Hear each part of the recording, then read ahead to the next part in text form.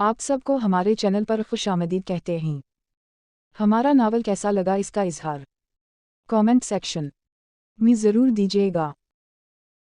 और ये AI generated आवाज़ है, कुछ मसाइल की वजह से अपनी आवाज़ नहीं दे सकती, इसलिए अगर किसी को आवाज़ से मसला हो या फिर पसंद ना आए तो मैं माजरत ख्वाह हूँ। शुक्रिया। दरवाजे पर होती दस्तक से वो किचन के सारे काम छोड़ती हुई दरवाजे तक आई।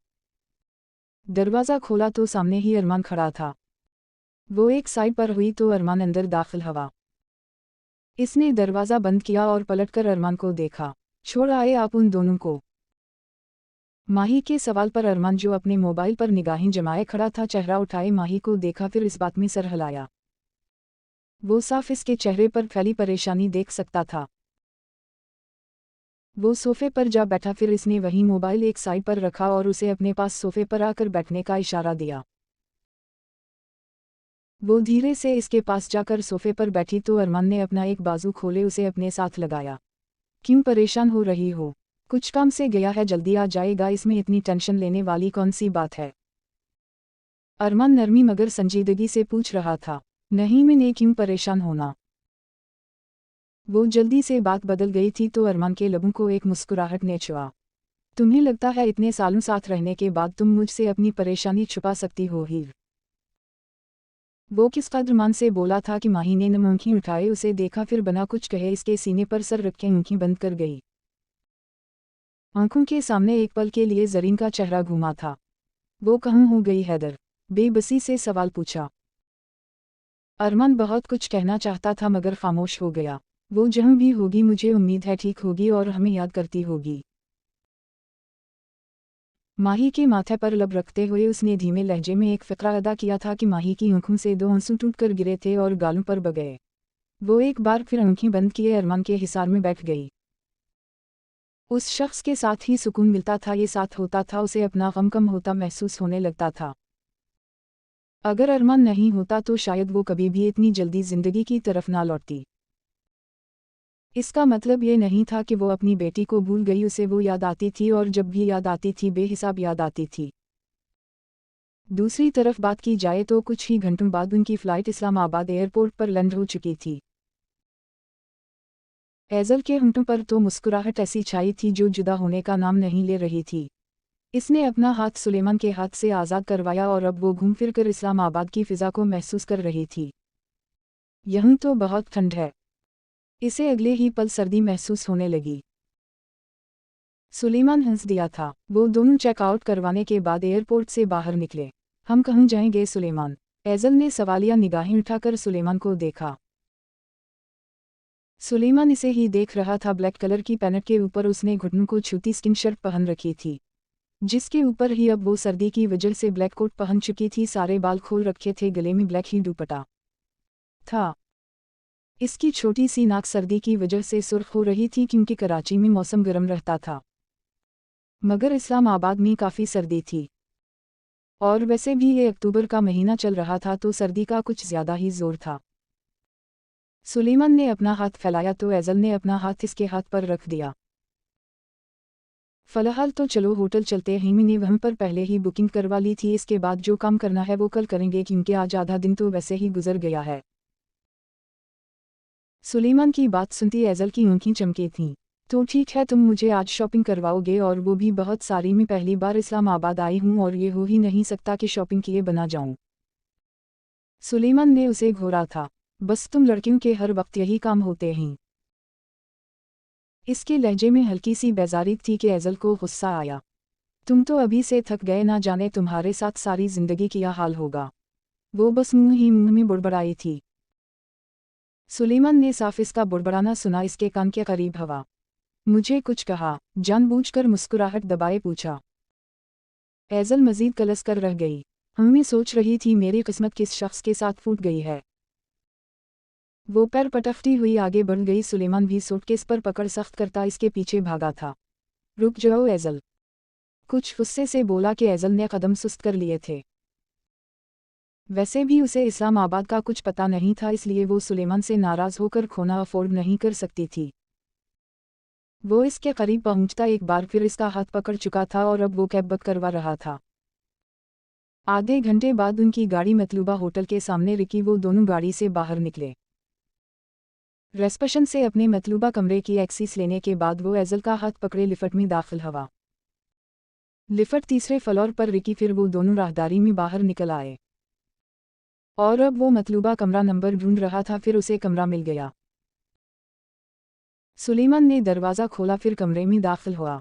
ये साथ वाला तुम्हारा कमरा है। ये दोनों कमरे इंटरकनेक्टेड हैं, इसलिए ज़्यादा परेशानी की बात नहीं होगी।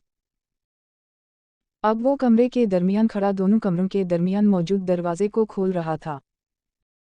दोनों कमरे बिल्कुल एक जैसे थे, बस दरमियान में ये इंटरकनेक्टेड डोर था। इसने खुद ही दो ऐसे कमरे बुक करवाए थे जो आपस में कनेक्टेड हों, ताकि एजल कंफर्टेबल रहे और इसे यह एहसास रहे कि सुलेमान इसके पास ही है। एजल घूम फिर कर होटल का व्यू देख रही थी। चलो तुम भी फ्रेश हो जाओ, फिर मैं खाना ऑर्डर करता हूँ, मुझे तो बहुत भूख लग रही है। सुलेमान की बात सुनते उसने संजीदगी से इस बात में सर हिलाया था। ये कराची की बहुत खूबसूरत यूनिवर्सिटी का मंजर था, जहां उस वक्त अयान लाइब्रेरी में बैठा किसी किताब का संजीदगी से मुताला कर रहा था। लाइब्रेरी में कुछ बच्चे बैठे बहुत पुरसुकून होकर मुताला कर रहे थे। यहाँ पर बहुत खामोशी थी और इतना ही सुकून था। इतने में लाइब्रेरी के दरवाजे खुले और नवाल ने अंदर झांक कर देखा। इसकी सोच के मुताबिक अयान यहीं मौजूद था। वो अपने साथ मनीबा को भी ज़बरदस्ती लाइब्रेरी में ले आई थी। इसने धीरे से मनीबा का हाथ पकड़ा और लाइब्रेरी में दाखिल हुई। मनीबा की नज़र भी अयान पर पड़ चुकी थी। नवाल ने अयान के सामने वाली कुर्सी खींची और धप करके बैठ गई।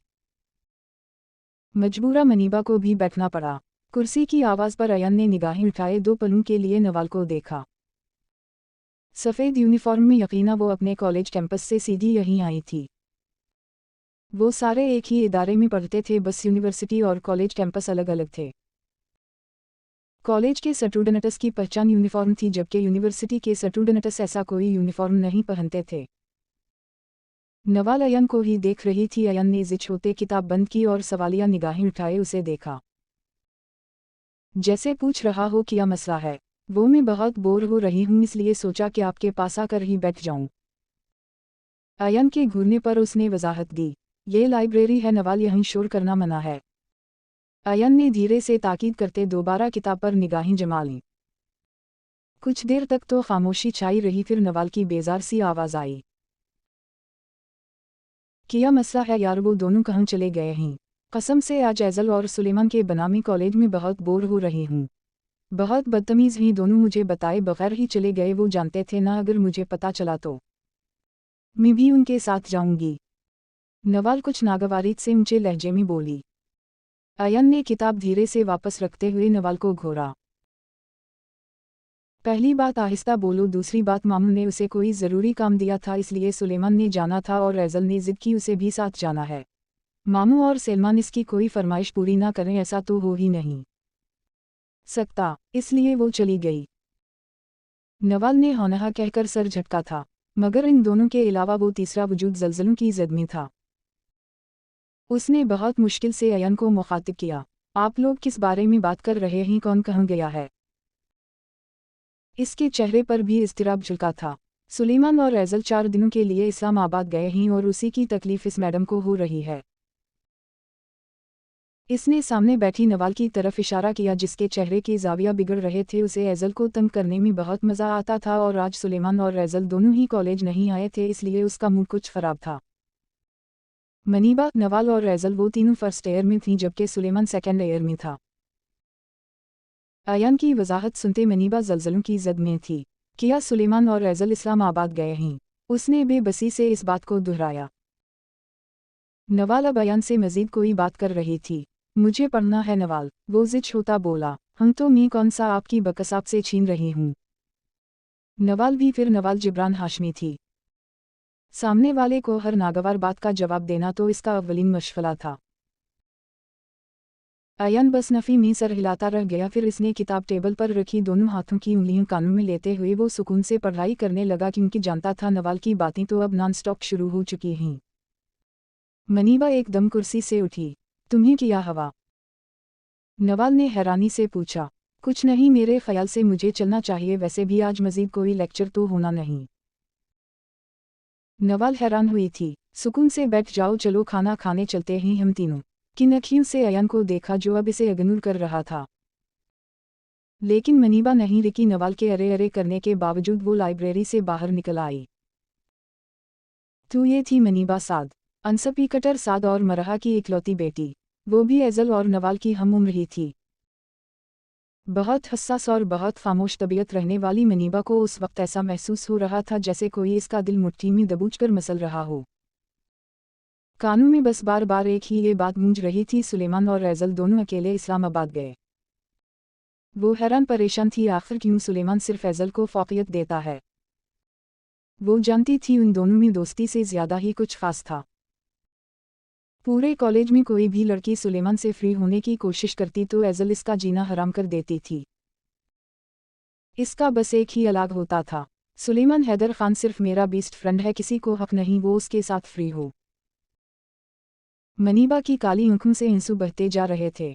या अल्लाह, ऐसा क्यों होता है कि जिससे हम मोहब्बत करते हैं वो किसी और से मोहब्बत करता है। वो वहीं यूनिवर्सिटी की एक साइड खाली और सुनसान ग्राउंड के बेंच पर बैठ गई। शायद इसकी किस्मत भी अपनी में मरहा रफ़ीक जैसी थी। एक वक्त में मरहा रफ़ीक ने भी अरमान हैदर खान से खामोश मोहब्बत की थी और आज उसकी बेटी भी अरमान के बेटे से खामोश मोहब्बत करने लगी थी। उसने अपने दिल को बहुत रोकने की कोशिश की मगर दिल कहाँ किसी के इख्तियार में रहता है। इसे वक्त का एहसास हुआ तो अपने आंसू साफ करती वो घर की जानिब चल पड़ी। अब 4 दिन कंटों पर जलने जैसा हाल होना था। अगर हम वापस इस्लामाबाद की सरजमीन पर शिराजी हाउस में निगाहें दौड़ाएं तो उस वक्त ज़ौबी बेगम अपने कमरे में विंडो के पास खड़ी थी। इनकी नज़र बाहर गार्डन में खड़ी ज़रीन पर गई, जो मुस्कुराती हुई फूलों को पानी दे रही थी। कुछ देर वो उसे देखती रहीं, एक नज़र इसके हुलिया तक गई। फिर उनके दिमाग में ना जाने क्या समाई, इन्होंने अपना मोबाइल पकड़ा और अरमान को फ़ोन किया। 2 मिनट बाद ही फ़ोन उठा लिया गया। हेलो मम्मी, हमेशा की तरह इसकी मुस्कुराती आवाज़ आई। ज़ौबी बेगम के चेहरे पर हल्की सी मुस्कुराहट आई थी। कहाँ हो? वो इस सवाल से चौंका था। आप तो ऐसे पूछ रहे हैं जैसे पता ही नहीं मैं कहाँ होता हूँ। ज़ौबी बेगम की मुस्कुराहट गहरी हुई। घर कब तक आओगे? अगला सवाल हवा। वो हैरान हुआ था, आज से पहले कभी भी ज़ौबी बेगम ने इस तरह इससे घर आने का नहीं पूछा था। शाम को ही आऊँगा, क्यों खैरियत? तफ्तीशी लहजे में पूछा। आज जल्दी घर आ सकता है हो, बहुत ज़रूरी काम है। आज ज़ौबी बेगम अरमान को परेशान और हैरान करती जा रही थीं। आपकी तबीयत ठीक है मम्मी? ऐसा भी क्या ज़रूरी काम है? ज़ौबी बेगम की नज़र अब भी ज़रीन पर ही टकती थी।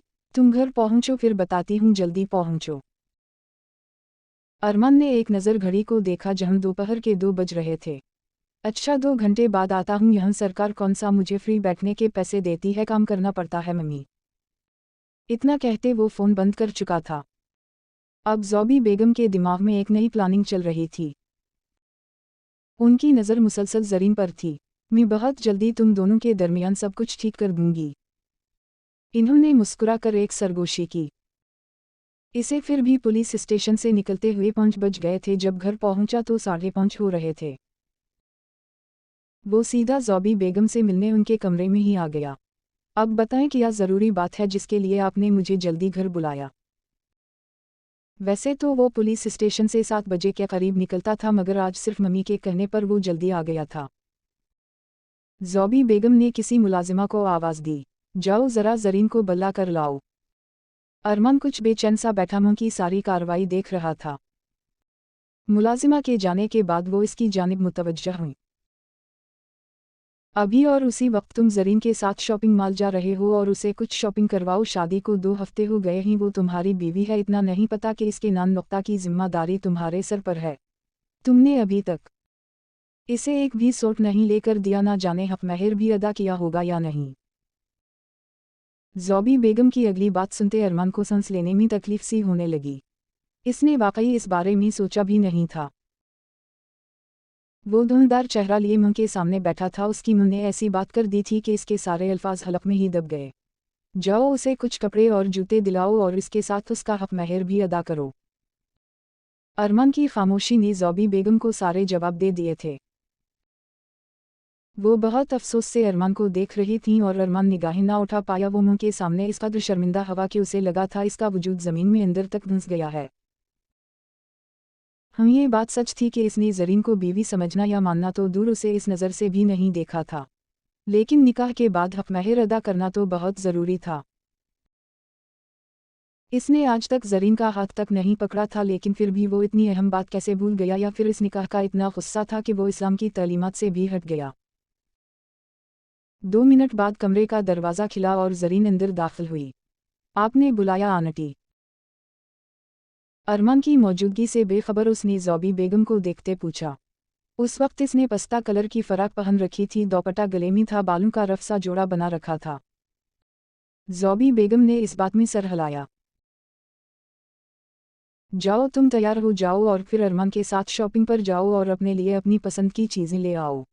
इसे तो कामों के दरमियान होश नहीं रहती, तुम तो एहसास करवा सकती हो ना कि तुम्हें भी अपने लिए कुछ कपड़े चाहिए।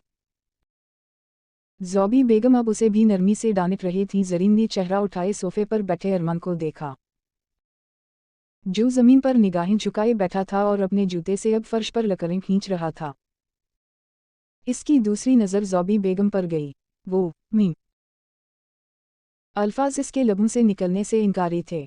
मैंने ऐसा कुछ अनोखा फरमान तो नहीं सुना, दिया जाओ शाबाश, तैयार होकर आओ, तब तक ये गाड़ी निकाल लेता है। ज़ौबी बेगम ने सख्ती से अपना फैसला सुनाया। वो बना कुछ कहे इस बात में सर हिलाती कमरे में चली गई। वो हैरान परेशान थी। अरमान ने आज उसे गुस्से से नहीं देखा, उसे कुछ भी नहीं कहा। ज़रीन के जाने के बाद वो उठा था और उसी खामोशी से वो वापस पोर्च तक चला गया ताकि गाड़ी निकाल सके। ऊपर वो कमरे में सर पर दोपट्टा लेती कंधों पर ब्लैक शाल ले रही थी। जल्दी से कबर्ड से अपना एक बैग निकाला। ये तो शक्र था कि उसका कुछ सामान मिनाल उसे दे गई थी। बैग में मोबाइल और कुछ चीज़ें डालने के बाद बैग को कंधे पर लटकाए वो नीचे भागी। अरमान गाड़ी स्टार्ट कर चुका था और गाड़ी बिल्कुल लाउंज के दरवाजे के सामने ला चुका था। ज़रीन गाड़ी के पास पहुंची, फ्रंट सीट का दरवाज़ा खोलना चाहा मगर इससे खुल नहीं रहा था। अरमान अपनी सोचों में उलझा हुआ था, फिर चुंक कर होश में आया। जल्दी से हाथ बढ़ाते उसने फ्रंट सीट का दरवाज़ा अंदर से खोला तो ज़रीन झिझकते हुए इसके साथ बैठ गई। ये निकाह के बाद पहली बार था जब वो उसके साथ कहीं बाहर जा रही थी। जैसे ही ज़रीन ईजी होकर बैठी, उसने गाड़ी को स्टार्ट किया और कुछ ही देर बाद गाड़ी शिराजी हाउस का गेट अबूर करती सड़क पर चलने लगी। दोनों मुकम्मल खामोशी से गाड़ी में बैठे थे। वो संजीदा चेहरे के साथ ड्राइविंग कर रहा था। ज़रीन जानती थी इसका मूड फ़िलहाल बहुत ख़राब होगा, क्योंकि वो सिर्फ ज़ौबी बेगम के कहने पर उसे बाहर लेकर जा रहा था, इसलिए उसने अरमान को बिल्कुल भी मुखातिब नहीं किया। वो अरमान का मूड मज़ीद ख़राब नहीं करना चाहती थी।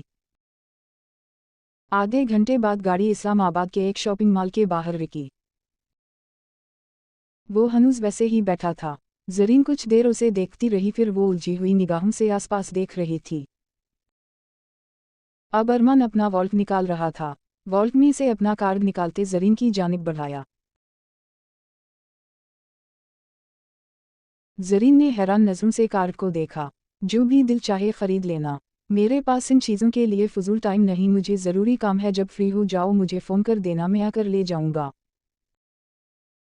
ज़रीन के चेहरे का रंग उड़ा था। इसे अरमान से ये उम्मीद नहीं थी तो क्या अब वो अकेली शॉपिंग करेगी। लेकिन मैं अकेली कैसे? वो बमुश्किल बोल सकी थी। मैं साथ जाकर किया करूँगा, तुम्हें जो लेना होगा ले लेना, भला मुझे लेडीज़ की शॉपिंग से क्या लेना देना। 1236 कोड है।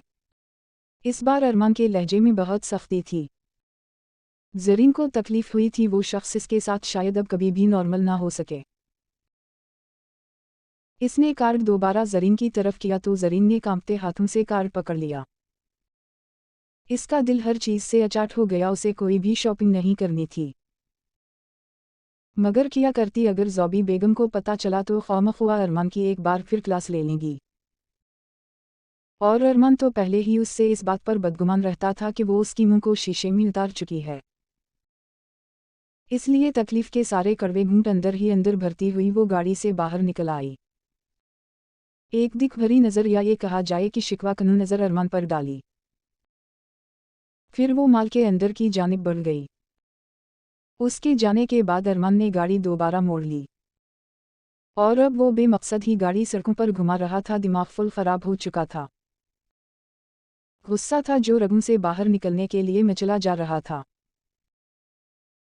वो ज़बरदस्ती उसे अपने साथ शॉपिंग मॉल ले आई थी। मग़रिब हो चुकी थी, अब रात का अंधेरा हर सू फैल रहा था। वो दोनों शॉपिंग मॉल में दाखिल हुए। देखना, आज तो मैं तुम्हारी जेब ढीली करवाऊंगी, एज़ल मुस्कुराते हुए बोली थी कि सुलेमान ने मुस्कुराहट दबाई। मैं कौन सा अभी कोई नौकरी करता हूँ या कमाता हूँ, मेरे पास कहाँ से इतने सारे पैसे आ गए। वो जानबूझकर उसे तंग करने की गर्ज से बोला था। एज़ल ने दंत कसते हुए सुलेमान को देखा। बस जब भी मैं कुछ मांग लूँ तो अपनी गुर्बत का रोना रो कर बैठ जाते हो। सीनियर सुपरिंटेंडेंट ऑफ पुलिस के बेटे हो, इतने गरीब भी नहीं हूँ जितना दिखाते हो। एज़ल का तो जैसे हलक तक ही जल गया था। सुलेमान बस हंस दिया।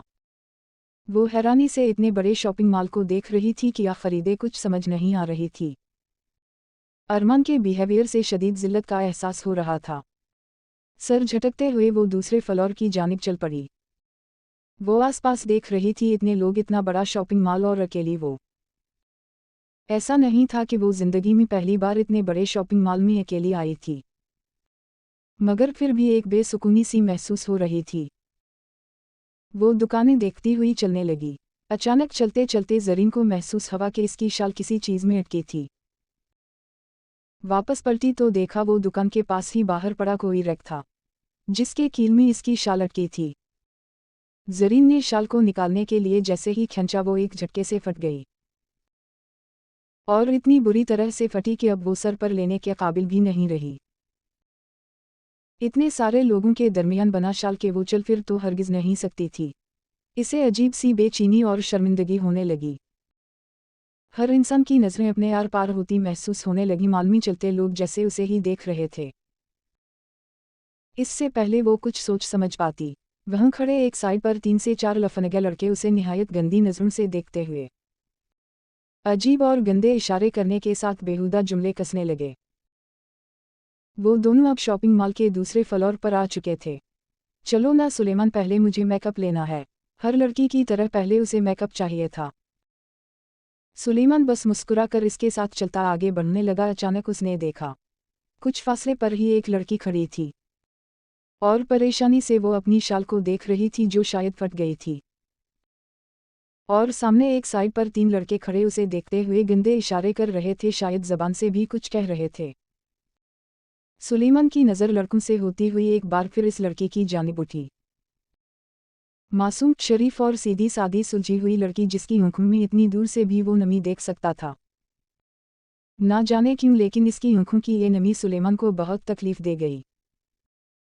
उसे ऐसे लड़कों पर बहुत गुस्सा आता था जो किसी की भी बहन बेटी को इस तरह परेशान करना शुरू कर देते थे। सुलेमान के अंदर मौजूद गुस्सा बाहर उबलने को मचलने लगा। उसने एक झटके से एज़ल का हाथ छोड़ा। एज़ल भी सामने मौजूदा सीन देख चुकी थी। रुक जाओ सुलेमान। वो नहीं चाहती थी सुलेमान कोई भी तमाशा करे। और जो रूप उसने सुलेमान का इस दिन देखा था, इसके बाद उसे सुलेमान के इस रूप से डर लगने लगा था। मगर सुलेमान इसके रोकने के बावजूद भी नहीं रुका। ज़रीन की आंखों में बहुत तेज़ी से नमी इकट्ठी हुई। वो शर्म से ज़मीन में धंसती जा रही थी। इसका दोपट्टा इसका वजूद ढंकने के लिए नाकाफ़ी था। वो अभी ये सब सोच ही रही थी जब एक लड़का इसके पास से गुजरता आगे बढ़ा और फिर उन लफंगों के मुंह पर मुक्कों की बरसात कर डाली। एज़ल ने दोनों हाथ लबों पर रखे अपनी चीख रोकी थी। ज़रीन हरगिज़ नहीं जानती थी वो कौन है, मगर उसका चेहरा गुस्से से लाल हो रहा था। तुम लोगों के घरों में मुंह बहन नहीं है। सुलेमान इन तीनों को मक्के मारता हुआ दौड़ रहा था। शॉपिंग मॉल में लोगों का हुजूम लग गया। सारे हैरान होते उन लोगों को देख रहे थे। राह सड़क पर चलती कोई भी लड़की तुम लोगों के लिए खिलौना है या फिर तुम लोगों की पर्सनल प्रॉपर्टी। वो गुस्से से ये सब कहता हुआ उन लोगों को बहुत बुरी तरह मार रहा था। एक तमाशा था जो मॉल में लग चुका था। ज़रीन परेशान सी एक साइड पर खड़ी थी। सिक्योरिटी भागती हुई आई। शॉपिंग मॉल के गार्ड्स ने इस लड़के को उनसे दूर किया तो कहीं जाकर इसका गुस्सा ठंडा हुआ। सुलेमान लंबे लंबे सांस लेकर खुद पर काबू पा रहा था। इसका हाथ भी खून से लाल हो गया था, शायद हाथ पर चोट लगी थी, खून भी निकल रहा था मगर उसे परवाह कहाँ थी। कुछ पलों बाद जरीन ने उसे अपनी जानिब बढ़ते महसूस किया। वो बना जरीन को देखे इसके पास से गुजरता पीछे चला गया। जरीन की निगाहें इस लड़के के वजूद पर ही थीं तो वो भी पीछे पलटी। वो एजल की जानिब जा रहा था। जरीन ने देखा कुछ फासले पर ही एक लड़की खड़ी थी, वो इसके पास पहुंचा। एजल ने सुलेमान का छोटा बैग पकड़ रखा था जिसमें उसका कुछ सामान था। सुलेमान ने एजल के हाथ से बैग पकड़ा जो साफ जरीन ने देखा। इसके हाथ से बैग पकड़ा, इसे खोलकर कुछ मूंगने लगा, फिर उसने एक महरून रंग की शाल बाहर निकाली। एजल खामोशी से उसकी सारी कार्रवाई देख रही थी। बैग दोबारा एजल के हवाले करते हुए वो पलटा और दोबारा जरीन की तरफ आने लगा।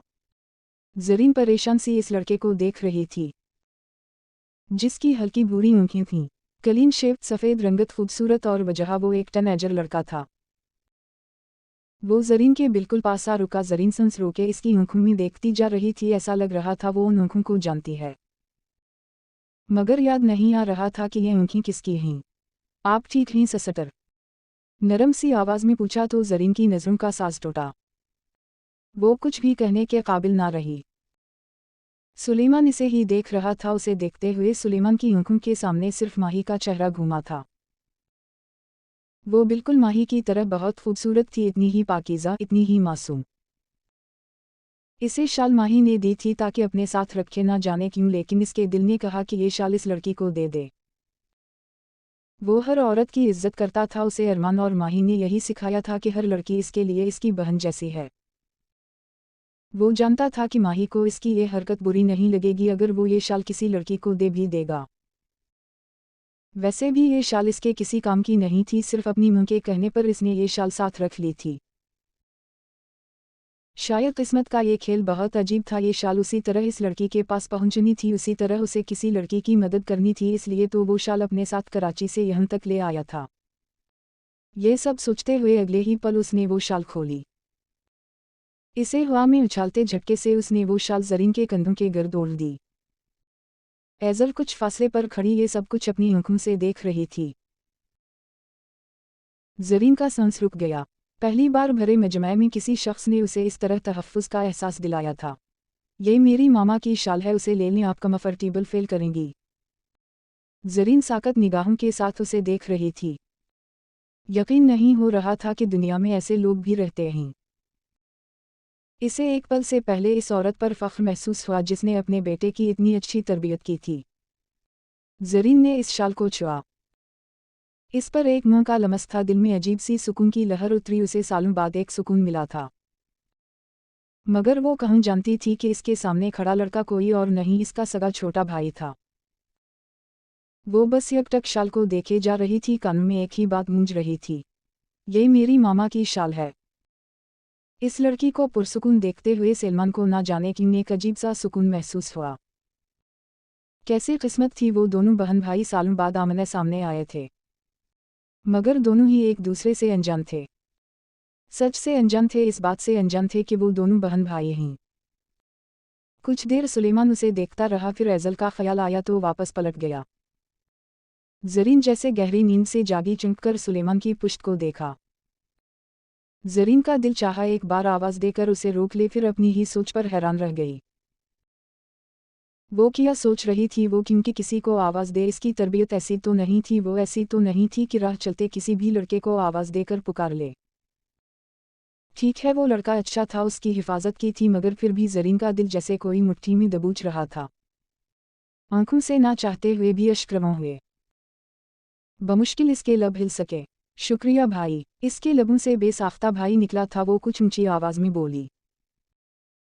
उसकी आवाज़ बिल्कुल माही की आवाज़ की तरह बहुत खूबसूरत थी। सुलेमान साकत रह गया, इसका भाई कहना जैसे कहीं अंदर दिल में सुकून पहुंचा गया था। आंखों के सामने 5 साला जरीन का चेहरा घूमा। जरीन ने देखा कि सुलेमान वापस पलटा था, जैसे इसका भाई कहना अच्छा लगा। आखिरी मुस्कुराहट जरीन पर डालते वो चला गया, मगर इस मुस्कुराहट में सिर्फ नरमी, मोहब्बत, एहतिराम, इज्जत और शफ़क़त थी।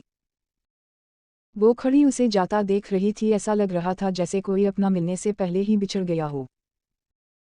वो एजल के पास आकर खड़ा हवा जो अब खुद को कुछ कंपोज कर चुकी थी। चलें, तुमने शॉपिंग करनी थी ना? सुलेमान ने नरम मुस्कुराहट के संग पूछा। एजल के चेहरे पर गुस्से के साफ तासुरात थे। तुम ऐसे कैसे किसी भी लड़की को मुमानी की शाल दे सकते हो? वो धीमे लहजे में गिराई थी। सुलेमान की मुस्कुराहट समटी। एजल, इन्हीं ज़रूरत थी।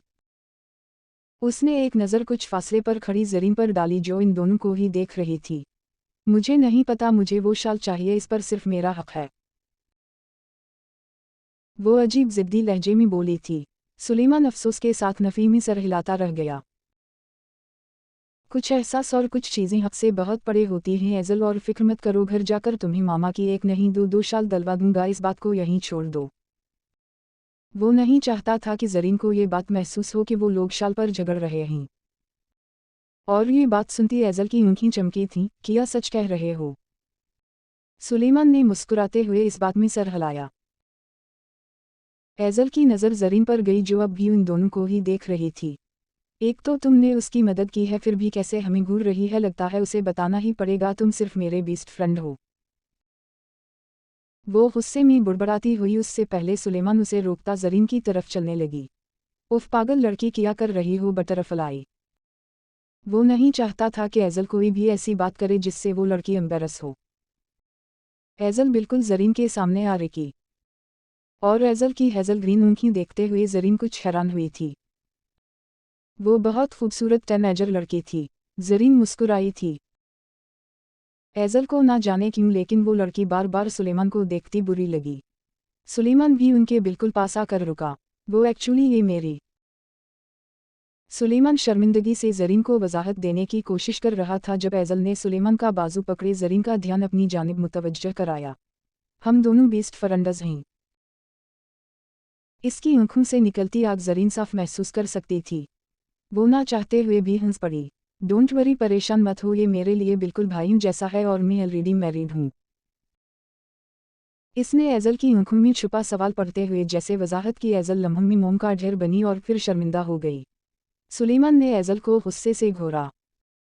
वो कुछ खजिल सी हुई। आई एम सॉरी, मेरा वो मतलब नहीं था। ज़रीन ने नफ़ी में सर हिलाया। तुम्हारी आंखें बहुत खूबसूरत हैं, ये बहुत खास हैं, इनका ख्याल रखना, कहीं तुम इन्हीं खो ना दो। इन हेज़ल ग्रीन आंखों को देखते हुए ज़रीन को बहुत कुछ याद आया था, अपना बहुत बड़ा नुकसान। एजल सारी बातें भूलती मुस्कुराई थी। है ना, मेरी आंखों का कलर बहुत प्यारा है ना? जैसे उसने ज़रीन से तरदीद चाही। ये कलर बहुत प्यारा है, ज़रीन ने खोए खोए लहजे में बताया। वही जानती थी ये आंखें कितनी खास हैं। मेरी आंखें मेरी मामा जैसे हैं और सब यही कहते हैं मेरी आंखें बहुत प्यारी हैं। एजल कुछ देर पहले ज़रीन पर आया गुस्सा भूलती हुई बहुत खुशी से बता रही थी। सुलेमान और ज़रीन दोनों मुस्कुरा दिए। आपकी आंखें भी बहुत प्यारी हैं। अगले ही पल एजल ने बेसाख्ता तारीफ की तो ज़रीन की मुस्कुराहट फौरा सिमट गई। नहीं, उनका रंग इतना प्यारा नहीं है जितना तुम्हारी आंखों का रंग प्यारा है। ज़रीन ने एजल की गलतफहमी दूर की तो एजल ने नफ़ी में सर हिलाया। मैं उनके रंग की बात नहीं कर रही, मैं उनकी शेप की बात कर रही हूँ, उनकी शेप बहुत प्यारी है। और ज़रीन साकत रह गई थी। ये पहली लड़की थी जिसने ज़रीन की काली आंखों को गौर से देखा था। वो इसकी आंखों के रंग की नहीं, इसकी आंखों की शेप की बात कर रही थी। ना चाहते हुए भी ज़रीन के होंठों को मुस्कुराहट ने छुआ। अचानक ज़रीन की नज़र सुलेमान के हाथ पर गई जहां से खून निकल रहा था। ज़रीन ने अपनी फटी हुई शाल जो उसके कंधे पर ही लटक रही थी उसे पकड़ा और एक साइड से कोना फाड़ते हुए बेसाख्ता सुलेमान का हाथ पकड़ लिया। खून ने बहुत तेज़ी से खून की कशिश को खींचा था। ज़रीन के दिल में अजीब सी बेचैनी हुई। इसके लमस में बिल्कुल मां के जैसी शफ़क़त थी जो सुलेमान महसूस कर सकता था। एक पल के लिए उसे ऐसा लगा जैसे इसका हाथ माही ने पकड़ लिया है। वो ना चाहते हुए भी मुस्कुरा दिया। तुम्हारे हाथ पर तो चोट लग गई है, क्या ज़रूरत थी इन लोगों को मारने की? ऐसे बदतमीज़ लोग तो हर गली कोचा में मिलते हैं। फ़िलहाल मैं मामूली सी पिटी कर देती हूँ, तुम बाद में एंटी सपटक लगा के बाकायदा पिटी करवा लेना। वो अपनी इस फटी हुई शाल से सुलेमान का हाथ साफ करती हुई अब पिटी कर रही थी। इसके लहजे में बिल्कुल माही के जैसी नसीहत, फ़िक्र, मोहब्बत थी। इस बार एजल बिल्कुल भी जलस नहीं हुई, ना ही उसे बुरा लगा। वो बस मुस्कुरा दी थी। वो इसके बहुत पास खड़ा था। मगर फिर भी इस बात से अनजान था कि वो जिस बहन के लिए 7 शहर पार उसे ढूंढने आया है वो इसके बिल्कुल सामने खड़ी है। क्या वो जान पाएगा कि ज़रीन ही इसकी बहन है या सामने खड़ी लड़की ही ज़रीन है? वो बिल्कुल फरमाबरदारी के साथ खड़ा था कि ज़रीन मुस्कुरा दी। पिटी करने के बाद उसने नरमी से सुलेमान का हाथ छोड़ दिया। इसके हाथ छोड़ने की देर थी कि दोनों के दिल जैसे मज़ीद परेशान हुए। एज़ल को भी ज़रीन के साथ अजीब सी अपनायत का एहसास हुआ था। जो भी था इन सब का एक खून था, तो फिर खून तो खून की कशिश को खींचता ही है। अब देखना यह था कि क्या सुलेमान जान पाएगा कि इसके सामने खड़ी लड़की इसकी बहन है। जारी है।